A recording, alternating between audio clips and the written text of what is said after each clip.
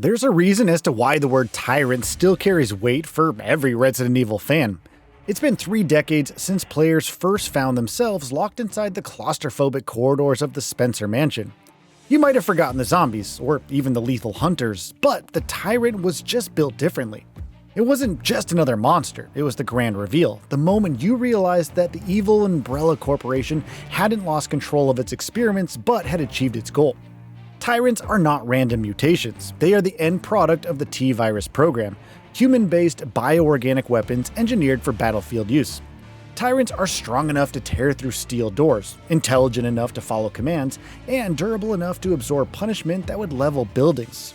In gameplay terms, they mark a shift from survival horror chaos to something more focused and more terrifying, the feeling of being hunted by design. With this feature, we try to dive deep into the rich history of Tyrants, how that design evolves from a lore perspective, from unstable prototypes to mass-produced pursuers, and eventually into parasite-enhanced assassins and armored war machines. The Tyrants have had a considerable evolution throughout the franchise. We have all seen that the T-virus, which is the reason behind the rabid zombies, is a grand scheme of the Umbrella Corp, and these abominations are largely fabricated, which brings the question as to why these stable, intelligent mutations are rare when the T-virus spreads so easily. Well, the answer lies in the fact that a Tyrant requires a host with a specific genetic traits that allows for extreme mutation without total cognitive collapse. So, you see, Umbrella wasn't just infecting people, it was searching for the right kind of human to build the ultimate bioweapon. That search defines the earliest iterations. The proto-Tyrant T-001 represents proof that massive enhancement is possible, but also that instability remains a constant threat. Players face this earliest form of abomination in Resident Evil 0, and even though it is a formidable opponent, it lacks much intelligence and cannot be seen as a purposeful bioweapon.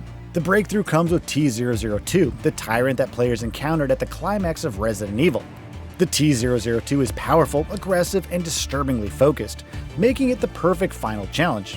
Its exposed chest organ is a clear signal of its forced evolution, and it's prone to exhibiting extremely destructive behavior. The seeds of later evolutions were laid with this prototype, and it's always been about removing the restraint and escalating the virus. But what's important to note here is that the Tyrant is a milestone, not some accidental marvel. What separates a Tyrant from every other BOW is purpose. They are engineered as super soldiers, they can follow orders, and they can prioritize targets. They are designed for rapid response. You just drop them into a hostile zone and let them eliminate resistance by means or form. But there is always a catch. Tyrants are typically fitted with limiter systems that help prevent runaway mutations, and a transition from purposeful destruction to all-out chaos. When those limiters fail or are removed, the creature often mutates into a more extreme form of a super Tyrant. Players see this pattern repeatedly throughout the series, where you defeat the Tyrants once and it comes back bigger, faster, and even angrier.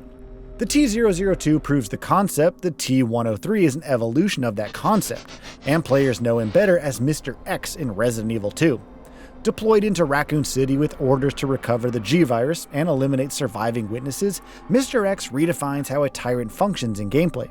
He doesn't wait for a boss arena, he can just freely roam throughout the world to complete his objectives. His heavy footsteps echo through the Raccoon City Police Department. Doors are no longer safe. The trench coat he wears serves to camouflage and blend into urban environments before revealing its strength. When the coat is destroyed and he mutates into a super Tyrant form, the tactical aspect is thrown to the sidelines as he turns into a purely destructive force. If Mr. X is the foundation of the Pursuer template, the Nemesis is a perfection of that actual formula. In Resident Evil 3, the Tyrant concept evolves dramatically. The Nemesis TO2 is built on a Tyrant production line body, but enhanced with a parasite that could enhance the intelligent aspect of it. The Nemesis doesn't just pursue you, it strategizes. It can use weapons and scream out objectives, among many other new interactions. Throughout the game, Nemesis appears unpredictably, turning scripted exploration into sustained anxiety. And while the actual difficulty of those encounters in comparison to Mr. X might be debatable, Nemesis is a far bigger threat according to the canon. The boss fights themselves escalate from rooftop clashes to grotesque transformations, culminating in a final form that barely resembles its humanoid origins, depicting the same delimiter problem exhibited by earlier variants. The Nemesis T-type concept implies that multiple T-103 hosts were implanted with parasites, though only one is prominently deployed, which players face in the first game. But what's more important to understand is that this type represents a major turning point for Tyrants. They are no longer just controllable brutes, but intelligent assassins. Yet, even this breakthrough carries instability, and it's a perfect demonstration of how quickly biological control can spiral into uncontrollable chaos. The more Umbrella enhances, the less predictable the outcome. As the Resident Evil series moved beyond Raccoon City, the Tyrant family expanded in both design and purpose. Resident Evil Outbreak introduced Thanatos, an experimental Tyrant refined using data from earlier models. Unlike previous Tyrants, Thanatos showcase adaptation under pressure, capable of evolving based on environmental changes. Thanatos' design ties directly into the game's plot and serves as a monstrous embodiment of Umbrella's evolving research, and highlights their continuous push for ever more unpredictable and resilient bioorganic weapons. The Hypnos T-type Tyrant incorporated the Hypnos gene, which sought to overcome the genetic problem that limited earlier models. This gene enhanced the T-virus's compatibility with its host, resulting in a more stable and intelligent bioweapon. In Resident Evil Outbreak 2, the Tyrant R also made an appearance. Unlike earlier Tyrants, Tyrant R lacked the usual limiter systems, allowing for uncontrolled mutation and showcasing the dangers of unregulated bioweapons. This variant was more of a research trial than a fully realized product, and was designed to test how far the mutation process could be pushed without a safety net. Meanwhile, Ivans, introduced in Resident Evil Umbrella Chronicles, represents a more controlled application of the Tyrant design and serves as elite bodyguards within Umbrella's ranks. Unlike the chaotic Nemesis or even the Super Tyrants, Ivans were designed as reliable enforcers, showcasing Umbrella's ability to create specialized Tyrants for specific roles that wouldn't go rogue under pressure. By the time we encounter Talos in Resident Evil Operation Raccoon City, Umbrella's philosophy has shifted yet again. If parasites are introducing too much unpredictability, perhaps technology can help to compensate for those limitations. As such, Talos is armored, heavily armed, and guided through chip-based control systems, making it less of a monster and more of a walking weapons platform. It is here that the Tyrant stops feeling like a creature barely held together by viral mutation and starts actually resembling military hardware. The underlying goal remains unchanged here: create a controllable super soldier, but the method edges closer to mechanization. The horror becomes more industrial, but predictable and controllable. Then there's the T-078, Umbrella's 1998 mass-produced Tyrant, based on the T-103 line and deployed on Rockford Island as the Pursuit BOW. Without its limiter coat and without its power limiter disabled, it can mutate in the field. Even after Umbrella's fall after the events of Raccoon City, the Tyrant idea survives.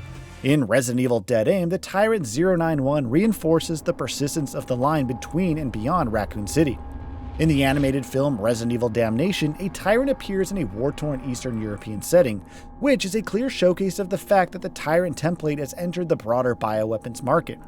The corporation may collapse, but the blueprint is far too effective to disappear.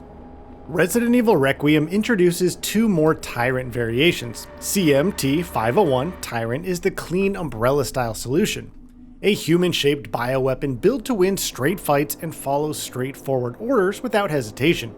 Leon faces him in Raccoon City, and to be honest, it turned out to be quite brutal and aggressive than the earlier versions. CMNEY-001, Nemesis Y, on the other hand, is what happens when that philosophy gets optimized for scale and for iteration. Rooted in the Parasite program, it's positioned as a production-minded upgrade, cheaper to field, tuned for higher output, and repeatedly refined until the body itself becomes optional. This is what is inside Gideon, and he transforms into the final form of the Nemesis as seen in RE3. Not every creature associated with Tyrants fits cleanly into a box though. Gold Tyrant and Mini Tyrant are alternate interpretations of the concept. Bandersnatch is a different form of a Tyrant evolution, which prioritizes elastic limbs and reach over full super soldier symmetry. Morpheus might get grouped with Tyrants, but is not a true Tyrant because of his origins stemming from the T. Veronica virus. So, you see, the term Tyrant in Resident Evil is a shorthand for the Apex human-based BOW, basically the thing you are least equipped to outrun. Over time, Resident Evil shifts toward new bioorganic threats, but the Tyrant remains the franchise's most enduring design philosophy. Every iteration, right from T-002's laboratory breakout to Mr. X's patrol routes and Nemesis's relentless stalking, is not just about the natural evolution of the lore, but is also representative of how the game evolves itself. The game design dictates how threat is served to the player, the intensity, the frequency, and the choices they have to avoid that encounter, and the Tyrant evolved to serve those needs. So, what are your thoughts on this? Go ahead and share them in the comments below. And if you like this video, please subscribe to the channel and enable all notifications by clicking the bell icon to get new video updates. We upload every day and would really appreciate your support. Thanks for watching.